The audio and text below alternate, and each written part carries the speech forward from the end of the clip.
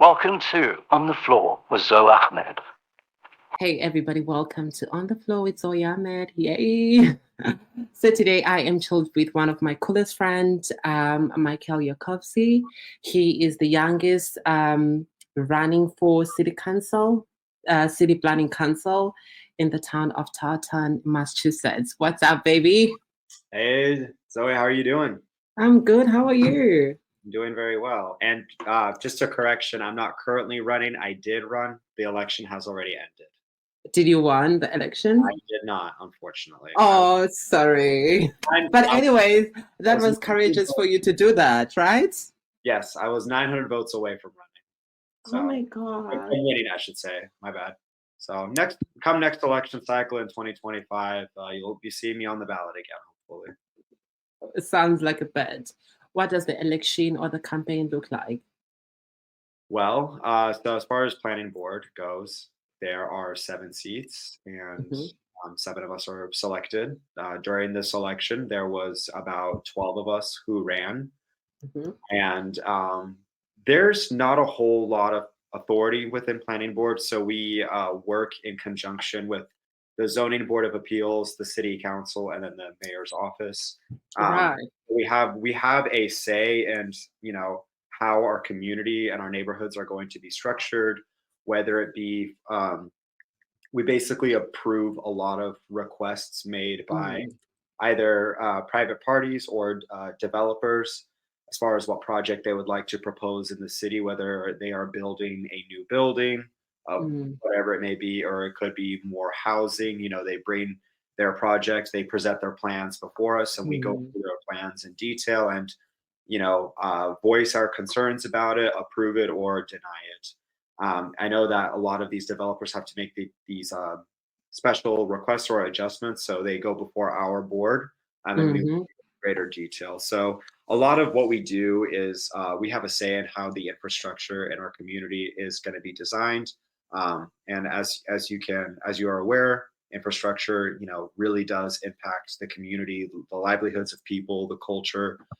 People may be in support of one project or in opposition of another.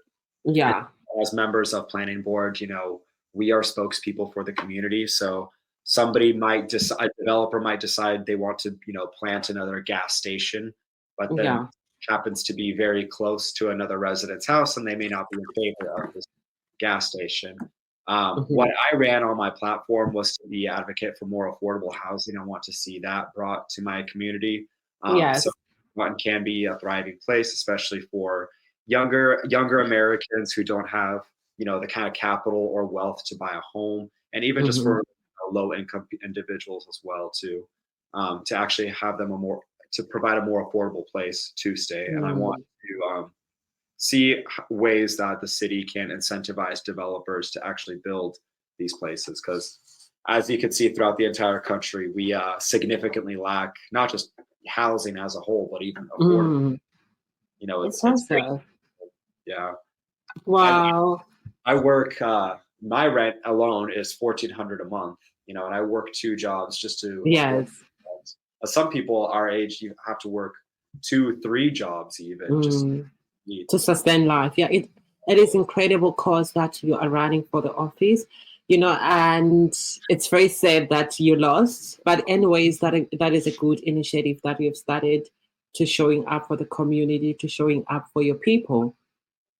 And the town as well, to seeing community development is one of the crucial things. Housing, it's very important. I see that you are a model as well. So maybe if you can share a little bit more around that side of hustle and exciting projects that you're doing or that you've been doing over the couple of months. Sure, yeah. So I've been modeling since 2018 as a freelance model. I actually just started. I would say I'm a relatively good-looking man. So I had friends. That one I know. So I had friends of mine reach out to me to see if I could pose for their photos, because they were starting off. They want to launch their photography business and kind of get more content, more material. So I volunteered to engage in their photos.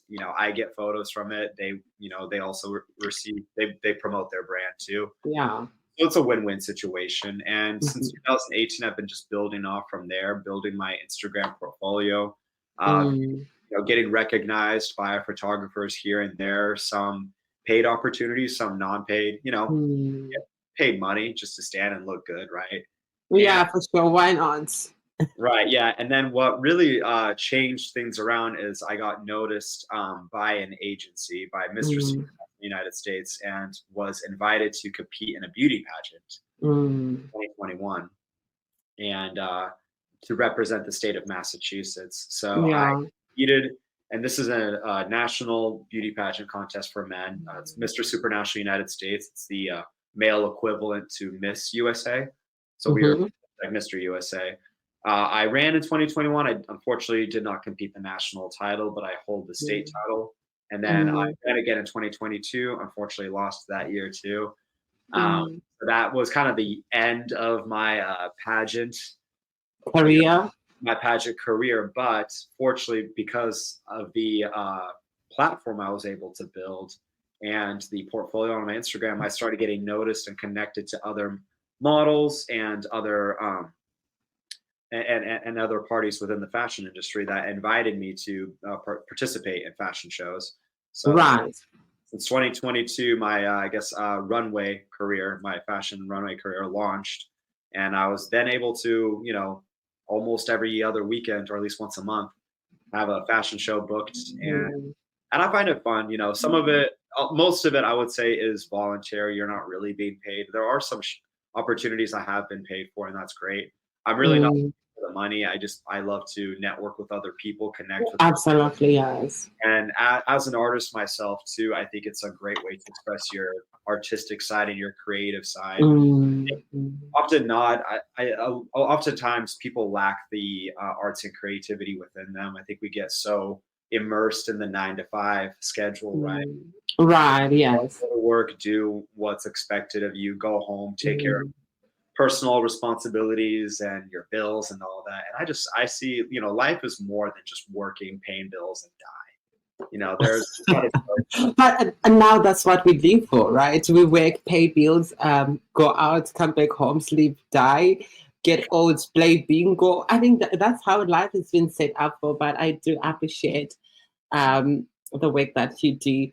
So today, when we started talking via DM, we're talking around systems and development, around social justice work, and then that led to opportunity for us to sit today to discuss a certain topic that is so dear to the conversation that we've been exchanging via DM. So I wanted to understand more around setting boundaries and creating more boundaries that are more sustainable in terms of implementing, as well as creating a safer space or a safe net for your well-being in a process of creating boundaries. absolutely. I totally agree with you. So are you asking me how I go about setting my boundaries? Yes. I think that really goes with the importance of planning and organizing, right? I religiously live by a calendar that I have Mm. in my kitchen, and I write down everything that I've got going on, because for me, when I write things down, I remember it better and I retain that. So I basically have my days planned, and I think like once you reach, you know, the later stages of adulthood, once you reach your mid 20s to later 20s, I think it's so important to have a schedule set and to have a routine Mhm. develop, Yes. also through your routine, healthy habits. Mhm. Part of my routine, what are some things that I prioritize that also impact my well-being, is, one, having my finances in check. Really, I think actually can go across the board with people's mental health too, is knowing Mm. that bills either will be paid or have been paid. So, and that you Mm. also have money left over, because I have been in positions in my life where I've lived paycheck to paycheck. Mm. I've not, I've fallen behind on bills, so I've had to Mm. be punished by late payments, um, and see my credit score drop. So as living in the adult in this thriving economy, you have to really think introspectively as far as how am I managing my finances. Are there areas where I'm spending so much that I should Mm. cut back on? Um, Right. Do I need to cut costs, or do I need to find ways to earn more money, right? So these are Yes. to consider. And then leaving finances aside, setting boundaries is also setting boundaries on your health, right? For me, making sure that I'm getting adequate sleep is so important, because Mm. one night you may get 3, 4 hours of sleep, but then you'll still function fine the next day, right? I'm Mhm. really healthy, so I know I can. But if you're having consecutive nights of getting no sleep, you're going to see serious impact on your health. So setting boundaries as far as your sleep, sometimes you just really have to like say no to going out with friends. I mean, Yes. you have to when you've had such a overloaded week, like there are Mm. some weeks I will work upwards to 6 days, 60 Mm. hour weeks. I've got it's Saturday now. I don't work on Sundays, and my friends will invite me out on Saturdays. And the mistake that we make, people in our age range, is fear of missing out, FOMO. So they want to hang out with their friends, Yes. ruin your body with alcohol and all of that. But sometimes Mm. those Saturdays, especially if you've had a very long, enduring week, recognizing here's what I've been through this week. I need this Sunday to completely decompress, relax, Mm. and re-energize, so that I have my energy levels back to speed the following week. That's Yeah. setting boundaries. I mean, really, it's hard to say no, but you really do have to say no at times to people. Mm. That's interesting. Like you touch base around so many layers of boundaries that maybe we can break as we engaging on the conversation around finances, which is a podcast on its own around how to proper create your monthly financial budget, and how to save, and how to spend, and what to spend on. Because everybody's priorities are different. When I was back home, I used to watch so much YouTube. I would see minimum lifestyle, but you'd see those lifestyle minimum things, people that they buy on their luxurious, expensive minimum things. So, what is minimum in your own opinion? You touch base around planning and scheduling, which is very important to structure your week. Your bills, they have to be updated so that you don't suffer financial crisis. You Mhm. talk about credit score, which is important thing in this country. If your credit score is higher, it's better. The chances you can live good in terms of purchasing, saying no, alcohol, blood hangover, decompressing, and energy booster. So earlier on, I was doing some research on this topic. Before I speak a podcast, I like to really do a research. There was the speaker. He was speaking around. His name is Dr. Jordan B. Peterson. He was speaking around subjective of cultural definition, and that doesn't reflect on totality of humans. And it made me wonder, what does he mean by that? But he simply meant that sometimes we need to set the boundaries based on distinguishing between selfishness versus self-care, right? If you're making boundaries, sometimes some of your boundaries, they become to people who are the outsiders that are not you. They'll think maybe you're selfish, but at the same time, you, in your own terms, you're saying this is self-care. How can we distinguish between selfishness and self-care, in your own opinion, in your own structure of ways of living things and practices?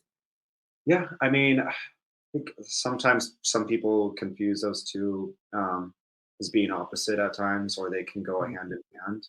I think we're really self-care doesn't we don't need to identify self-care as being selfish. I think we don't need to associate that word, because the word selfish has a negative connotation to it. It means Mm, only thinking about yourself, right? You're not taking care of others.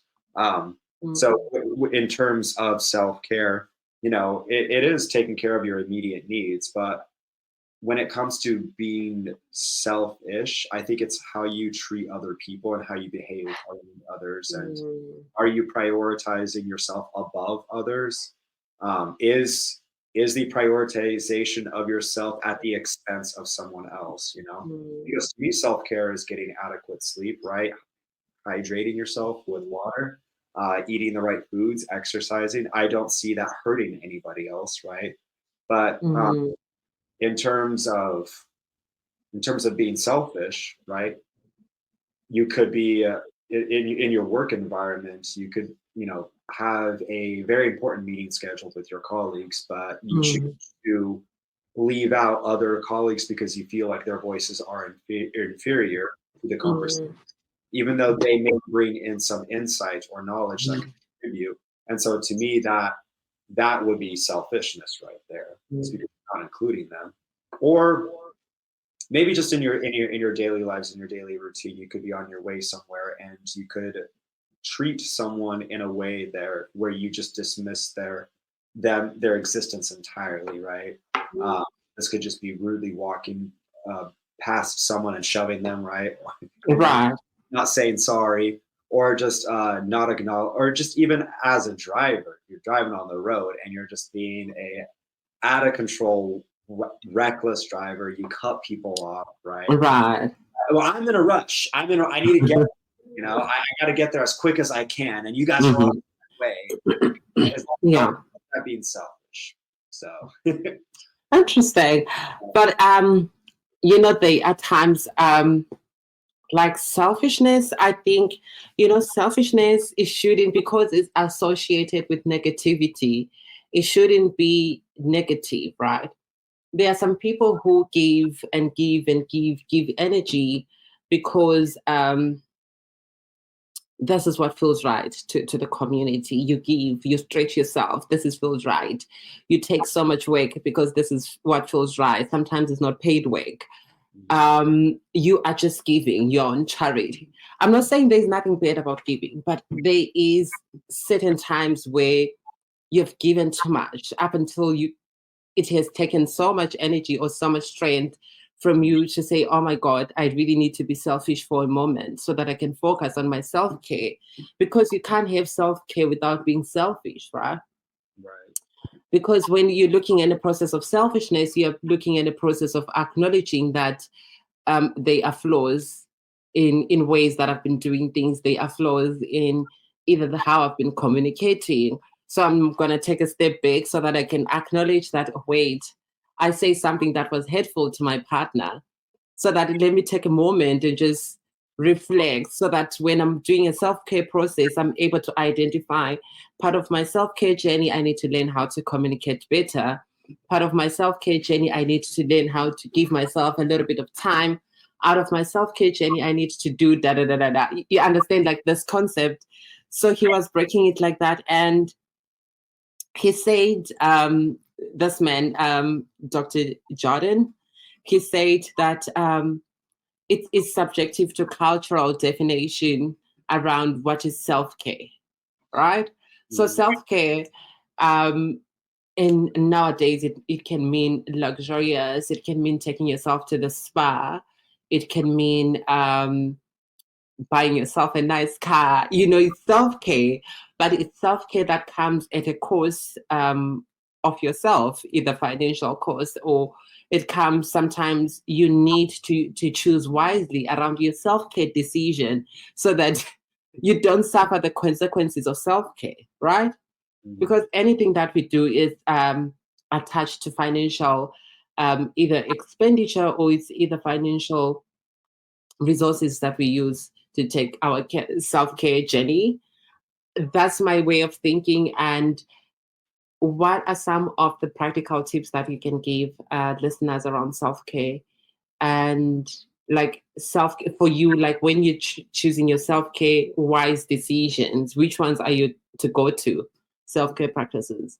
That's a good question. I think like really practicality and affordability, right? Because as you mentioned earlier, some people define self-care as a luxury trip. Well, Mhm. there's nothing wrong with going on vacations, right? And some of these vacations could be luxury trips, but you want to just ensure that if you're taking time off for a vacation, you have set money aside. You can attend this vacation and return to your normal routine without your routine being entirely disrupted, whether that means you've fallen behind on work, school, or your finances. I think people our age range, because we live in such a consumerist, materialist society, Mhm. and we are Mhm. that instant gratification. people, there is a tipping point to where you prioritize pleasure so much that it now has negative impacts on everything else that also needs to be addressed as well too.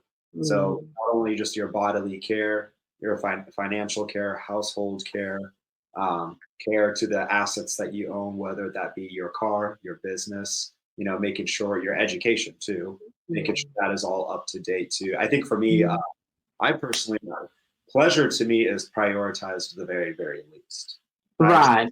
That last thing. And when I mean by pleasure, I mean like pleasurable activities could be things like getting like social, like for example, socializing with friends, right? Yes, yes. Simply just hanging out at a bar, having a drink. Like to me, the act of drinking around and socializing with friends, I would associate that with pleasure, but that's not something you want to be doing every single night, right? Or Right. I'll go on Instagram sometimes and I'll see some models that I know and some influencers, and you see them, they're just out at the clubs every single night. Yes, I'm like, oh my God, how do I do it? Yeah. It's so cool. I personally, even if I had the means, I wouldn't want to live like that. I'm like, yo, these girls, they have stamina to handle all this. Well, it's interesting. Keep in mind, some activities associated with pleasure can lead to self-destruction. I mean, start to incorporate alcohol into it, drug use, sex with multiple partners, right? That could lead to issues. Yes. That could lead to more. So I'm sorry, what was the original question again? Oh my God. No, you are answering the original question around finding the practicality around self-care that doesn't come at a taxing cost for you. Things that you do on a practical day to say, oh my God, I'm really taking care of myself. You're talking about updating your workload or your work schedule being up to date. These are some of practicalities that you say, oh, I feel good tonight because my work is done and I'm able to focus on this weekend to myself. I'm not thinking about the workload that for last week. Yeah, so you're still telling me some of those practicalities. Of course, yeah. And also it's just recognizing that we are all on a journey towards personal growth and self-growth, and whether that be both physically with your health. I mean, I think we all have ideal body standards of how we would like our body to look. I know I do. Therefore, I hit the gym. But also growing financially, growing in terms of your wealth, growing mentally, spiritually. You want to make sure that your actions basis reflect on your goals and what are you committed to? What types of promises have you made to people? Right? You can really define someone's character by the promises that they make. I will not promise you something if I know I cannot commit to that. Right. Some people have the hard time of, some people, like I used to struggle with over committing to things. Go to this club meeting or this after work event, right? And sometimes and that took a toll on my schedule because now I've fallen off other things that are important in my life too. So you want to also make sure that you're fulfilling the promises that you've been making to people, and also understanding the commitments and the importance of your commitment. Right. How important is this to you? Interesting. That's very important. And I always think, overcommitment. When we're talking about overcommitment, so if you're a person who doesn't commit, right? People that think, oh, this person is selfish. He doesn't want to chill with me. So everything that we do, it's associated with selfishness because you have that's what we say back home. Like I have plans, I have my life, I have things that I have to meet. But at the same time, I have a community, a society that I have to meet as well. So it's these things that need to happen in 24 hours. And you calculate when will I rest, when will I have time to take a bath. There are so many things that we wanted to do a month ago, but we've never done it because either we're meeting out with friends, hooking up and doing things like that, going out for shopping, going out, trying to impress. So when we talk about personal growth, this versus a social expectation, in your journey of personal growth, what are some of the challenges that you've encountered, or some of the ways that you've achieved? Oh, let's start with challenges before we jump to the achievements. So are you asking challenges with personal growth? Mm-hmm. I think for me, I set a very high standard and expectation for myself where I see myself in the future. And I think for me, I know that I'm a very hardworking and ambitious person. So what I've struggled with, sometimes even just recognizing how far I've grown myself in terms of both physically, mentally, emotionally, spiritually, and financially, all in all those areas. Because you have to sometimes reflect on where have I been now. And so sometimes I think what I've struggled with is sometimes being appreciative and grateful for how far I've come. I'm 28 years old, and sometimes I will, beat myself up for not owning a home yet, or not being married, not having kids. My parents, I'll have conversations with my parents like, when are you going to bring us a wife? Oh. Or just the fact that I don't make six figures yet. I know my dad at some point in his early 30s, he started to hit a six-figure salary. And I'm not quite there yet, but I do believe that I will get there one day. And it's for me, also another thing is retaining my faith in God as well too, as a Christian, as someone who to develop spiritually, right? Recognizing that I'm also growing my relationship and my faith in God too. And when I start to solidify that relationship, I think God gives me the mental fortitude and the spiritual maturity to recognize the journey I have made, the progress. Sometimes, we as a society, we define success so much on the outside, on the surface, by what somebody owns, by the But for me, really often not, success can be internally. It can be a lot of that internal development. And I am so grateful that in my journey towards personal growth, to see the accomplishments I have made, how much I've struggled to, and I'm actually even for the struggles themselves, because they've also, in a way, strengthened your character too. Right. Interesting. I love. I'm so inspired. I'm a big fan of faith and spirituality conversation around healing, internal work. To me, I think that is one of the greatest gifts that you can be blessed with in this day and age. So much people are battling with mental health because of social of the personal growth that they've set, and they didn't meet them. It's not like they failed because of circumstances that delayed them to delay, so many things that are happening over the world around personal growth, and affecting mental health and expectation, family expectation, community expectation. I think, the other day I was having a conversation with my friend, really digging deep around community. What is community? And she said to me, community is a group of people, right? It's like tradition. It's how things are done. It's a standard ways of doing things. And then we have a modern way of doing things where we have diversity, right? And diversity means that people, they can be different to you. They can be different to me.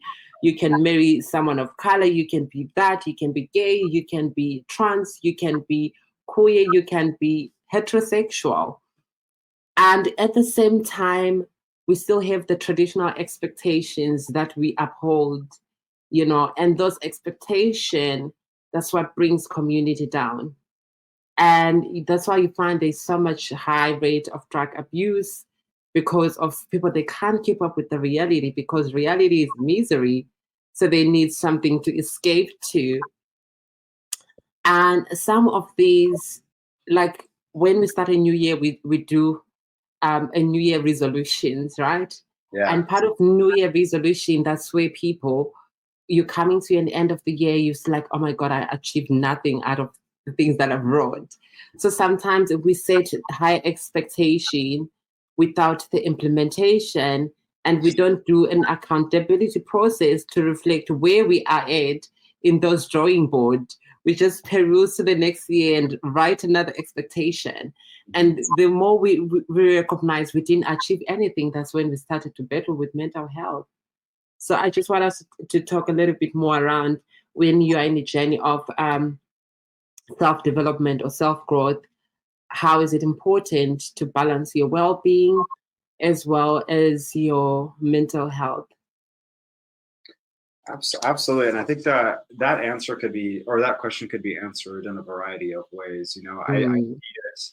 When you brought up, you reach the end of the year, you reflect on how your year went, and where's your solutions? Well, first I would ask, are the goals that you're setting for yourself, are they realistic, right? I have goals that, I want to one day own a mansion and buy a new luxury car, right? But these are unrealistic goals. But you could set more realistic expectations. For example, if you're a student, I will succeed in my classes, I will get A's. And maybe my classes are too difficult, so maybe I won't end with A's, but maybe I'll get B's, right? A B is still a valuable degree and you've still achieved that class. Or let's say you're someone that owes a lot of debt, right? Right. I manage my finances day by day. I will make those decisions and commitments to see what is important to me that I should be spending on, and what are some other expenses that are not necessary. Do you need to be going to Starbucks and Dunkin' every day? No. Right. Yeah. And focusing your attention towards paying off the debt, because the less debt you have, well, that will then contribute to your stress. I think the issue regarding mental health, I think why people struggle with mental health is because they struggle with stress management, right? Identifying stressors in your life. What is causing you stress? Is it a relationship that you have? Is your partner stressing you out? Well, how effective are you communicating with your partner? Because let's be real here.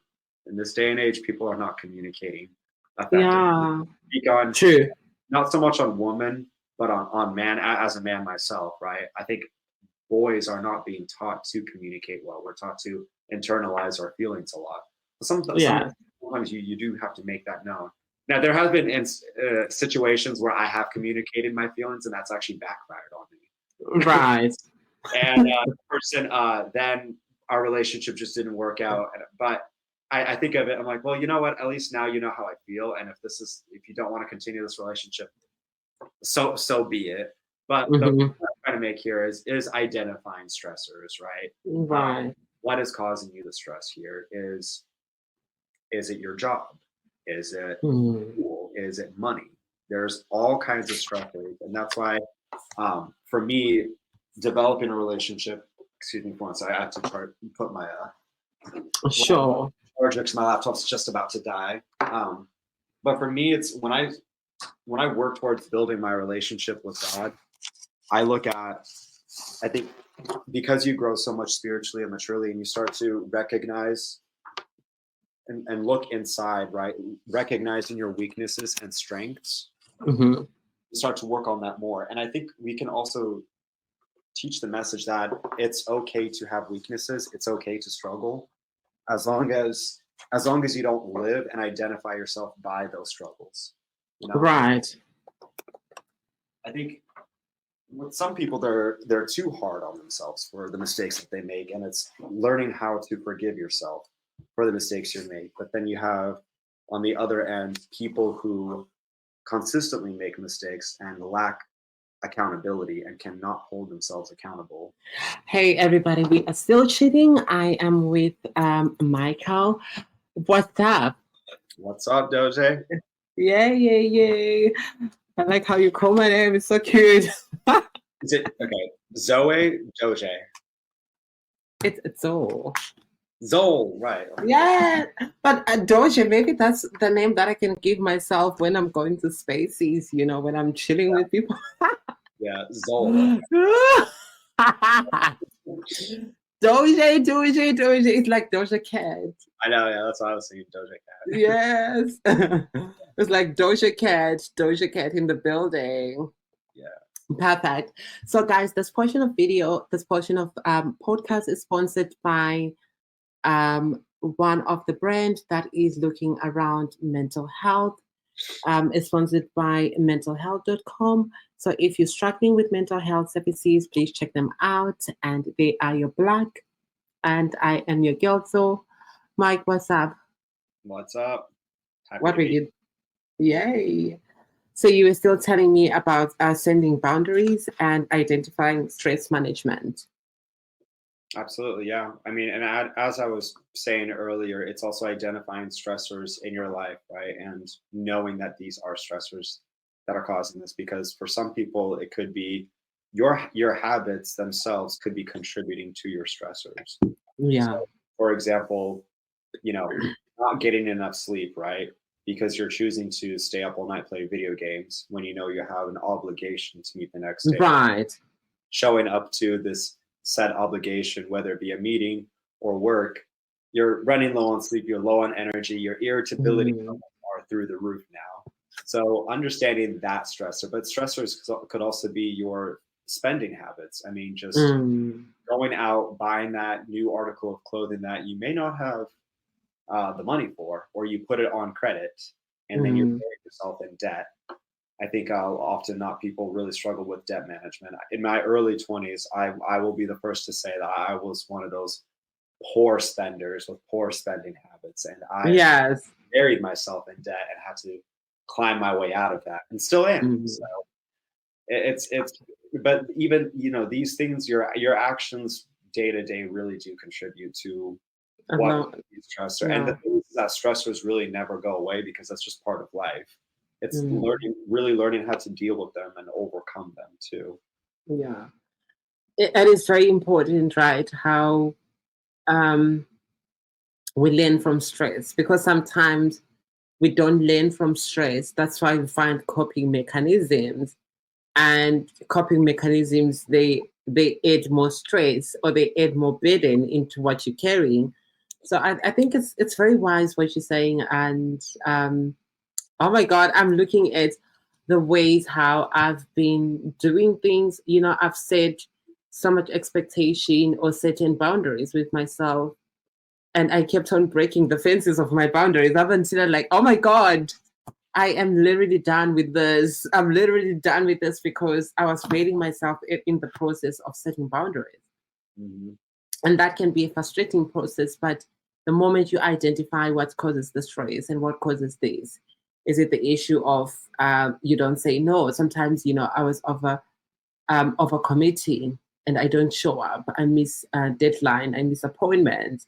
And I noticed that, oh my God, I'm overcommitted and I can't meet all these things in 24 hours. I can't meet all of these things with the timeline that I have. So it is very important. But then on the flip side, you could be someone that is under committed and you have too much free time on your hands. And I think that's actually dangerous for men, especially men particularly, is when they have so much time on their hands. They're, in my opinion, more prone to doing just kind of stupid things. What are those stupid things? We're interested. Yeah. That what do men do when they get bored? If you were really someone that, let's say you're like unemployed, right? I mean, or all taken care of. I mean, one of those stupid things is just like overuse of, your leisure, right? Whether it be just overinvestment in entertainment, right? I mean, that could be, that's one of those like stupid things because you're brainwashing yourself into entertainment. You're just feeding yourself this entertainment and you're not really learning or improving your way of doing that. But other students could really be also hanging out with the wrong crowd that encourages you to partake in activities that are going to be detrimental to your health. Yes. It could be drugs, alcohol, which can encourage you to be doing illegal activity such as vandalism, trespassing, or other petty theft or things like that of that nature. So I think there's a balance between overcommitment and undercommitment. Commitment, right? Yes. Because when you're under commitment, have too much time and you spend it on leisure and entertainment, you're just wasting the precious time that you have on this planet. Yeah, they say too much of everything is not good. So sometimes, yes, it's very important that you have time to be aligned with your vision and your core values. So when we spoke earlier on around ways that we can build a community, and for you as a person who wants to invest in community growth and community development, what could be the message that you can share to young people or to youth in particular around self-development journey and finding ways to improve themselves? Absolutely, yeah. If we're gonna align self-development, right, focusing on the self, but also with the community too. I think for me, community can start with your family, directly with the mother, father, grandmother, brother or sister, people that, especially those who directly reside in your household. Right. If you live with them, it's just ensuring that there is respect, that there is also that you guys are actually helping one another, in terms of the household and what needs to be tended and taken care of. But if you are someone that, and you're also building those relationships too, and you're prioritizing those relationships. If you're someone that does not live with your family, but you live on your own, well, who else is important in your life? Is it your closest friend? Is it your significant other? Right? Prioritizing those relationships, the core relationships that mean the most to you, friendships and family. And then from there, especially if you prioritize self-care too, Yes. and your immediate needs are met, right? Your financial needs are met, you have adequate sleep, and you're well nourished, and you do have that extra time, well, then other ways that you can give back to the community, right? It doesn't have to be through community service, but there are other ways that you can start to give back at your community, right? Because I'm involved in the political arena, right? Some of that is being involved in campaigns, and someone, right, helping get out the vote, encouraging civic duty, encouraging democracy, right? As someone who is an artist myself too, is giving back to the community by partaking in art fairs, right? This is something I'm and promoting your artwork. But art, anyone really can be an artist. I mean, you could be a musician yourself, promoting your music, right? That's giving back to your community too. I think people often not define giving back to the community as community service, and that is a great thing to do. But it doesn't have to be just acts of service. It could be your creative passions are in a way giving back to the community too. Being both of us were involved in the modeling industry, right? I see such mutual partnerships between us models and the designers, because we are benefiting from this relationship. As models, we are building our portfolio, we're getting exposure, right? The cameras are on us. But also we are helping these local designers, these incredible designers, to have their fashion finally featured. And that values fashion so much, especially men's fashion too. I think it is so great that we actually get to partake in these fashion shows, have the privilege to do so, and promote this, because really I don't want to sound cynical or pessimistic, but I really do see art and creativity as dying down in our generation. I think we're so consumed by our phones, and with AI and all these factors coming together, I think, and just even given the fact that this is a hard economy we live in. I mean, when you're working 2 jobs to make basic necessities meet, it's hard for them to really devote that time to the creativity. And I'm so grateful to still see fashion designers it's so invested in their clothing and work and promoting this arts and creativity. And when you connect and you talk to them too, and hear their creativity side, yes, how their how themselves is basically intertwined into the fashion. Like they're such like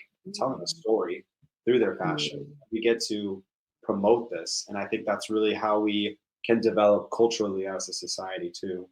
Absolutely, yeah. Work. I think it's incredible how the work you do it's a liberation to your soul. You enjoy it. That's one thing for sure. And you appreciate it, you acknowledge it, you talk about it, right? So if you're about it, you have to talk about it so that you get seen, you get known. And regardless of circumstances and challenges, but you continue being thriving and continue being the better version of yourself. continue network and continue doing well, which is crucial. You know what I've seen, especially around model spaces, it's so hard to connect because people, it's more like competition, and you connect maybe after the show, but during time of the show it's so hard to relax because it's people the anxiety of the show. Oh my god, we like look good in front of the camera, we like walk perfect. There's so much stress that is going on, people that they're carrying, but we continue being to enjoy the moment. I think as we are excelling in self-development and community development, we need to enjoy the moment that we have with the communities that we're exposed to. I think that's one of the crucial things that we have to do. And of course, are you working any shows soon? I'm sorry, ask that again? Are you working any shows soon? Yes, yeah. So I'll be walking for Massachusetts Fashion Week. This is May 3rd through the 5th. And then on the 18th, I have Noir Boston lined up. And then fast forward into the month of September, I've got Paris Fashion Week lined up. Ooh, are you going to Paris? I will be going to Paris, yes. Yay! Yeah. Wow, congratulations. Thank you. Yeah. I'm happy that you mentioned earlier about like as models, you know, we do face stress, right? There are expectations set upon us, right? Bodily expectations, right? We want to retain this physique. Fortunately, we are seeing, you know, the modeling industry becoming more progressive and accepting of all shapes, colors, sizes, everything. Right. We are being more inclusive. Now, I will add to that, I think that you should still set a routine and have a goal in mind to better your body and better your health and meet those fitness standards. I have some disagreements with the modeling industry as far as like there could be too much acceptance, if you get what I mean. Yes. But all in all, if you are taking the steps to improve your health and your fitness and everything, in my idea, in my opinion, you know, you're a winner in my book. So, and part of being in the modeling industry is like not, you know, don't take it too seriously when you're on the show, right? I personally like, I'm not too stressed out about it. I think as long as, you know, you take a breath, encourage one another, right? Learn from stuff, how you appeared on the camera, what you can do better, and also just know that you are in a safe community. You know, for most shows, I can't speak on all models, but most of it we have become more accepting. Absolutely, I think that is beautiful, and I wish you the best with the Paris Fashion Week. I think that's very beautiful news here in the capital of fashion. So you have to enjoy it, and I'm hoping to see you in one of the shows. I'm likewise, I hope to see you as well too. Yay! So it was nice chilling with you. I have a game that I want us to play to get to know each other. I think I've been getting to know each other. You haven't get to know me. It's so funny how this works. Yeah. Oh my God. I'm so crazy. So we have this and that, right? This and that, is that what it's called? Yes, this and that. Are you ready? So Sure. you have to play the game in less than a minute. So now we are on 50, 41, 42. Are we ready? I'm ready. iPhone or Samsung? iPhone. Paris or Rome? I've already been to Rome, so Paris. You are going to Paris, so don't stress. Yeah. Louis Vuitton or Christian Dior?